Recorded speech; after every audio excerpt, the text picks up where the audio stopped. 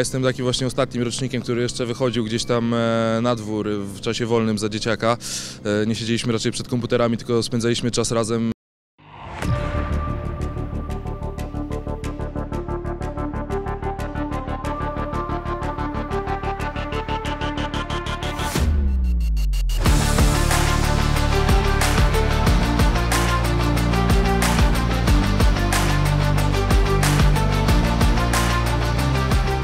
Sport w moim życiu był zawsze, bo moi rodzice byli sportowcami, też hobbystycznie byli trenerami. Teraz to już się przerodziło tak, że mój tata faktycznie jest na emeryturze, już skończył zawodową pracę i jest moim trenerem kadrowym.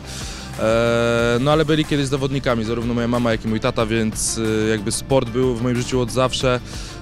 Zacząłem pływać, bardzo długo pływałem, bo pływałem chyba z 6 czy 7 lat, trenowałem sporty walki, natomiast gdzieś tak w roku 2009 jakby definitywnie już postanowiłem rzucić pływanie i pójść na tą lekką atletykę, czyli na pchnięcie kulą. Znaczy, no, wydaje mi się, że jakby trzeba po prostu na mnie spojrzeć. No, biegaczem bym nie został, skoczkiem raczej też nie, więc z lekkiej atletyki mogłem wybrać jedynie konkurencje rzutowe. Ja pochodzę ze Szczytna, to jest małe miasto bez stadionu takiego lekkoatletycznego, więc jedyne co tam mogłem robić, to właśnie kula i dysk.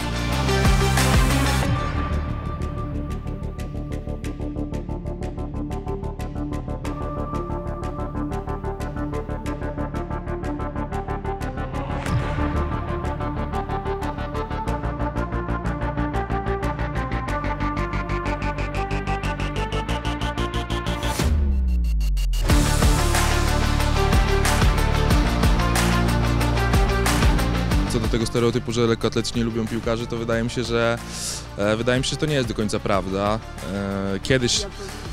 Kiedyś faktycznie może tak było, że lekkoatleci bardziej się spinali o to, że piłkarze zarabiają większe pieniądze niż my. Natomiast no, jakby nie ma co tego porównywać, tak?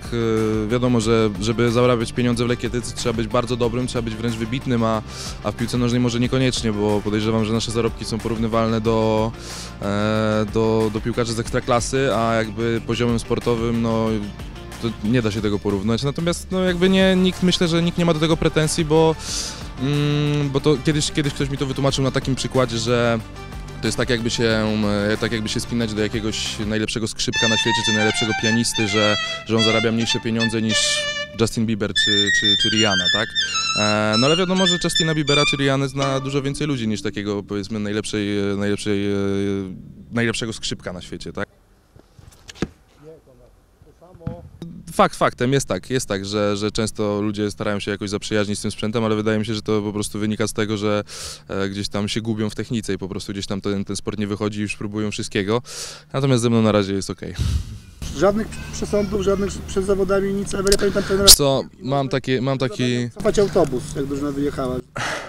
Ciekawe. Nie, jedynym przesądem, w zasadzie ja nie jestem przesądny, ale jedynym przesądem jest takim, że zakładam niebieskie majtki przed startem.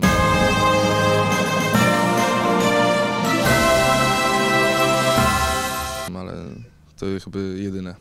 Tak, ale jakiś tam przesąd. No tak, coś jest. Zawsze później jak sobie kupuję jakąś nową bieliznę, to sobie stwierdzam, że muszę mieć chociaż jedne niebieskie, żeby mieć gdzieś tam na podmiankę.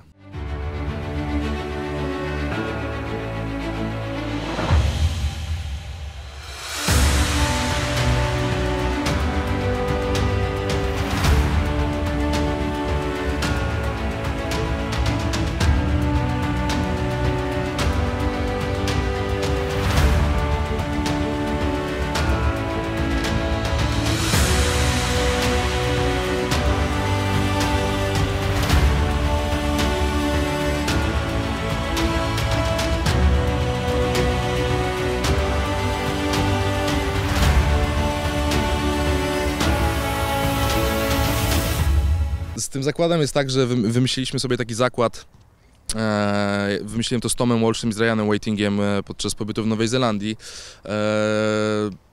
że każdy typuje sobie wynik, to znaczy powiedzmy, że jak my tutaj we dwóch byśmy mieli startować, tak, to ty mówisz ile sam pchniesz, ja mówię ile ty pchniesz, wyciągamy z tego średnią.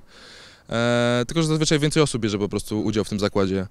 Wyciągamy z tego średnią i powiedzmy, jeśli damy tobie średnią 5 metrów, to każde 10 cm mniej, które pchniesz, to jest jedno piwo do wypicia, a każde 10 cm więcej, które pchniesz, to jest jedno piwo przekazane komuś. To znaczy, jeśli ty pchniesz 5,50, to możesz wtedy powiedzieć: dobra, Konrad, ty sobie pijesz 5 browarów więcej po prostu ode mnie.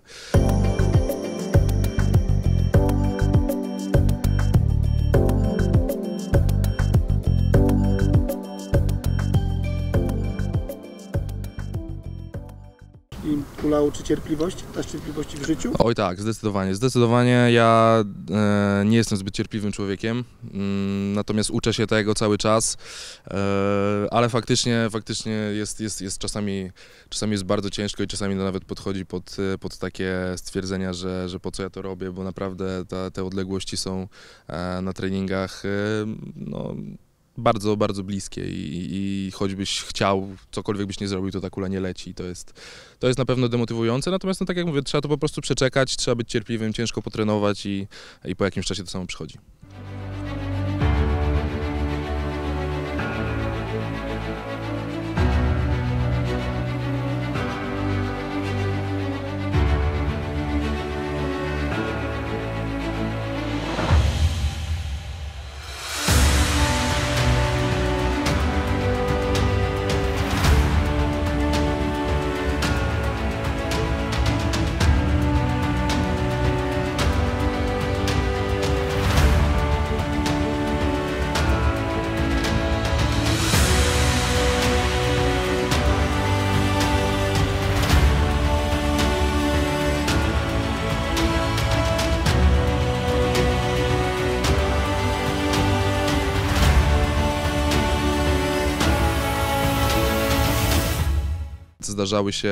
Zdarzały się takie sytuacje, że ludzie starsi niż 35 lat zdobywali medale Mistrzostw Europy czy Mistrzostw Świata, więc jeszcze trochę przede mną.